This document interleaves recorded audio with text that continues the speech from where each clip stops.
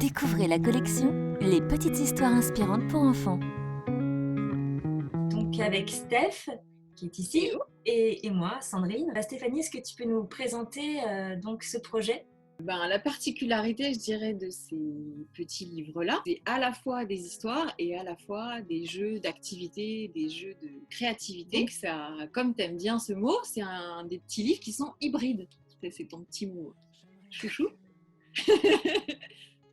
Ça a commencé pendant le confinement, la première semaine de confinement. J'ai envie de parler avec les enfants avec qui je donne des cours de théâtre, d'environnement, de forêt, des arbres, parce que je me rappelle cette première semaine de confinement, tout le monde disait oui, mais c'est quand même super parce que la nature reprend ses droits. Et j'avais un besoin d'écrire sur l'environnement, sur les arbres. Dans cette histoire, je leur demande de créer leur arbre imaginaire parce que je veux faire passer le message qu'on a tous un arbre imaginaire. Voilà, on est tous rattachés à un arbre. Justement, joyeux. le livre qu'a créé Lisou, c'est parce que notamment on demande dans les activités qui suivent l'histoire aux enfants d'écrire leur histoire. Donc on leur demande d'écrire, de dessiner, d'imaginer. J'en ai fait 2. Donc ça marche. Ça marche vraiment. Ça inspire.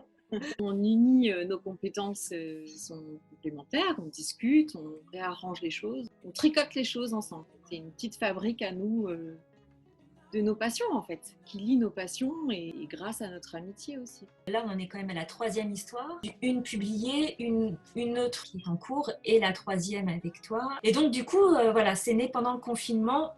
Comment ? Là, comme là, en fait, puisqu'on n'était pas dans le même endroit. On a fait appel au service de Zoom pour parler concrètement.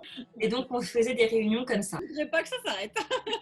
Tous les jours, pratiquement, on a fait que ça. Tous les jours. Il n'y a pas eu de pause parce qu'en fait, quand tu es dans un processus créatif, tu t'arrêtes jamais. Tu avais commencé ton histoire, moi ça m'a fait penser à mon propre arbre de la vie.